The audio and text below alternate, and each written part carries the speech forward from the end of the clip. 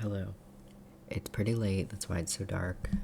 Today we are going to be talking about something that isn't very fun, so we're going to kind of try to do it a little bit lighthearted. Originally, when I was writing this video, when I was making my notes for it, I wanted to talk about specifically ED Twitter. But then as I was writing down my notes, I was like, I don't know if this is enough for a full video. Let's just talk about, like I wanted to do a video that was like the current state of EDs on different social media platforms. Like, I thought that was my idea, and I was writing notes for it, and I still kind of want to go back because I did kind of write a lot about like TikTok and Instagram and all that stuff. However, I think NBC just did a entire news story on ED Twitter, EDX. I'm not calling it X, I'm gonna call it Twitter. And it's kind of blown up, so I kind of wanted to talk about it. The original title of the video was how Elon Musk's negligence is fueling eating disorders online. And I think that's probably what I'm gonna go with, like, as my thesis. But yes, so I have notes. We're gonna compare the different social medias first, like, slightly. So on Tumblr, right? Like the antithesis of promoting eating disorders and like unhealthy behaviors is actually better than Twitter is, which is crazy to me. But Tumblr will ask you, basically, if you go on tumblr.com like today and you type in like pro Anna, you're gonna get an is everything okay with like some resources. And then you can click at the bottom of the screen like show posts anyways, so you can still see the post, but there is like a warning on it. Now TikTok, which a lot of people shit on TikTok, but I actually think that it's kind of doing a little bit better than Twitter is. So if you type in anything really, even just like eating disorder on TikTok, you're gonna get a instead of showing any content, it's gonna give you like a link to help, like some resources.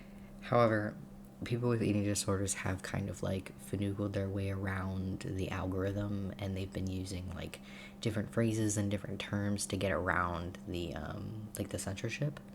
So, they're at least trying. I'll give them that. And then Instagram is kind of in a similar boat, where if you try to type in anything related to that kind of content, you're gonna get like resources, mental health resources. However, Twitter has nothing. Twitter has none of this. You can literally go on Twitter and type in like pro anorexia, and like everything will pop up. So the actual posts are not filtered, and neither are the hashtags, the accounts, none of it's filtered.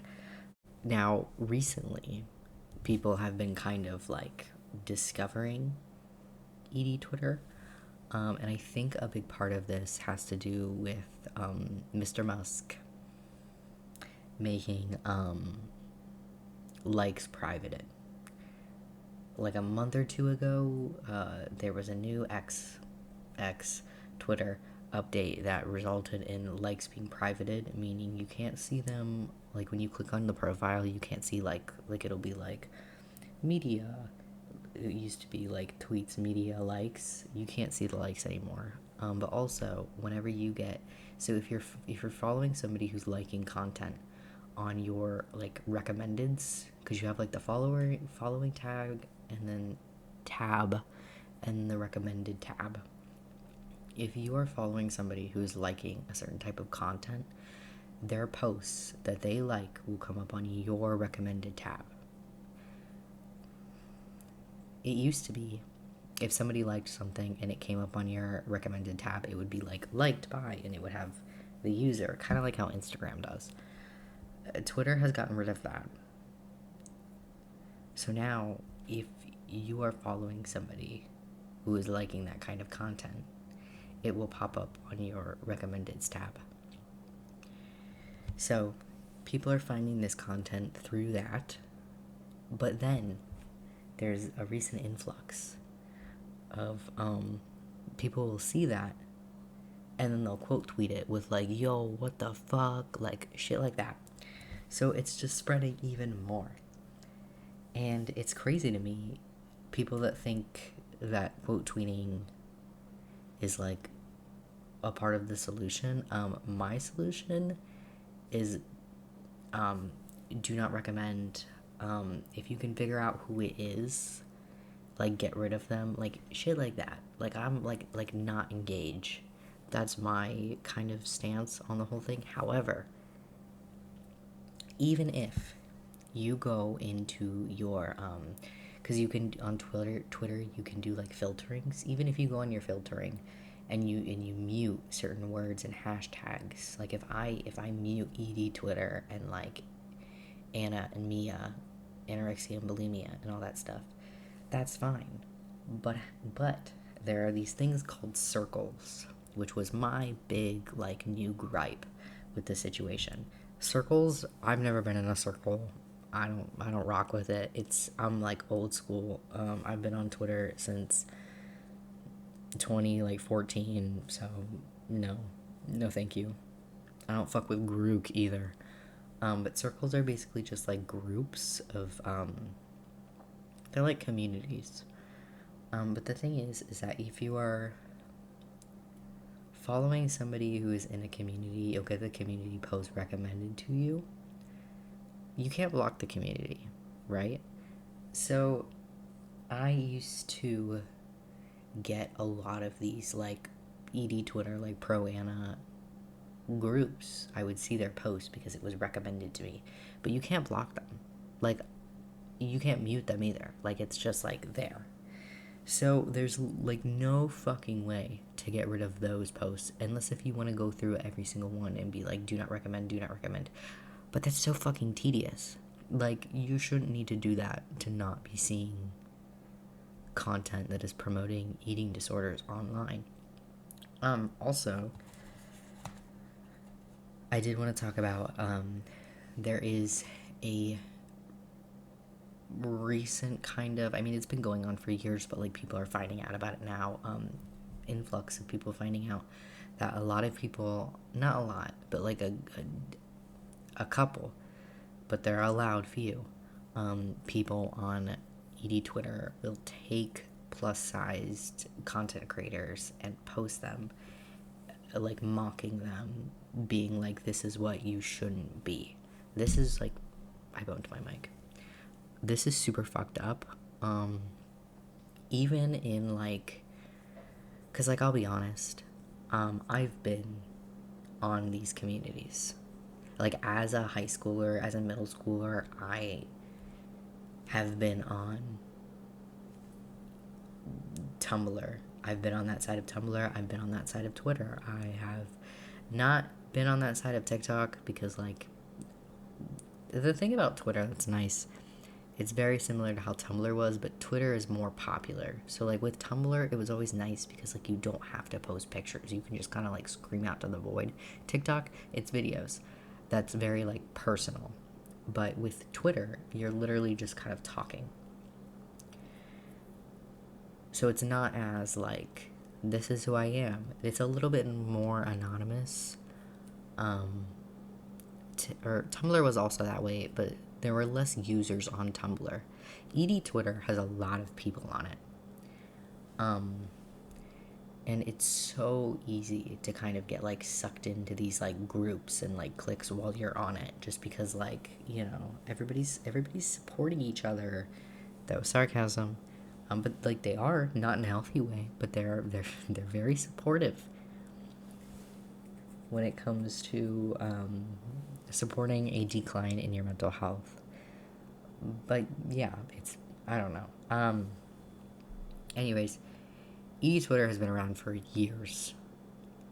But even when I was in like the depths of my eating disorder, I never felt a need to post somebody else's body to mock it. That never really occurred to me as something that I should do or something that was like morally acceptable. So I think even if Elon is going to leave these communities up, like I know he's like a big free speech guy, but that's kind of like, I don't know, that's kind of like,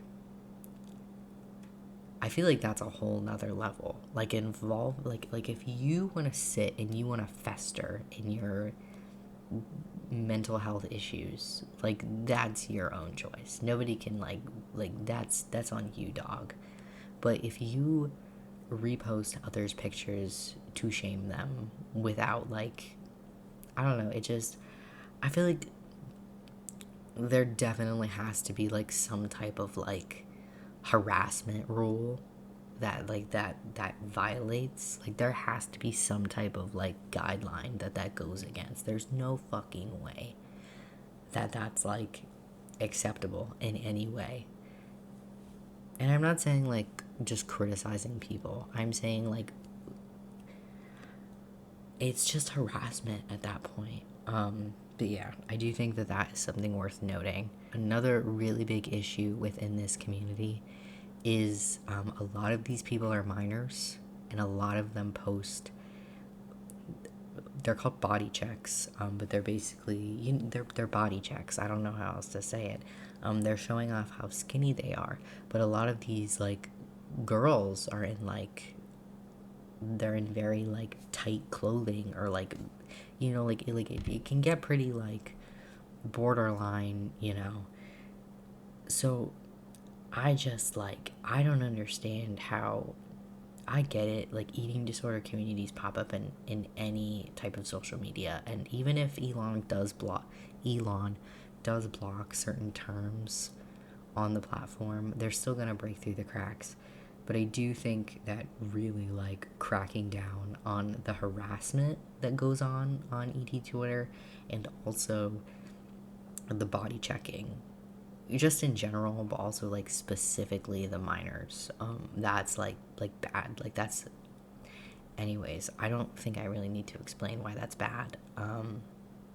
Just put two and two together. Which also, that NBC, I think it was NBC, clip that they put on the news included screenshots of body checks that were posted on Twitter. So if they like didn't get permission to take that, that's fucking crazy. Like that's like, are you fucking kidding? I don't know like what's wilder, the idea that they didn't get it, or the idea that like they asked somebody and said somebody was just like, yeah, sure, take photos of my like almost shirtless body, like that's fine. I don't know. I just like, I watched the clip and I was like, holy shit, like we're putting this on the news? Like I get the whole like spreading awareness, but like why are we showing like deliberate, like those body checks are intended to trigger you. So putting them on the news is kind of like why the fuck would you do that? Um so yeah, I did kind of want to talk about what can we do. There's not a lot we can do other than like spread resources and shit like that. This isn't gonna stop.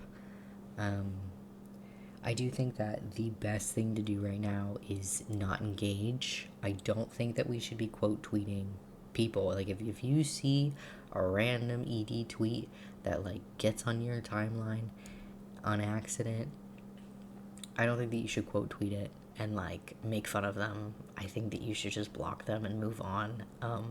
Crazy, I know, but I think that that's the most like rational decision. I think that that is the one that makes the most sense, because eating disorders are competitive. So even if you're just quoting it to make fun of them, like there is still a chance that somebody who is in like an ED recovery will see that and will like relapse because of it. So I don't know. That's just my stance. Um, Kind of a rambly video, but I've just been thinking about it a lot. I still do want to make my video about like different eating disorders across different platforms. I think that would be cool. TikTok has had some crazy shit going on recently. Even though that they have their shit like their like pro ana stuff blocked, there are some like creators that are like encouraging starvation. And I don't know if you can hear my cat drinking, but he is like slurping up his water really loud. But yeah, I did kind of want to talk about that and like the promotion of those like unrealistic body standards on TikTok. But yeah, if you have any thoughts or comments or suggestions, please let me know. I hope you have a nice day, and goodbye.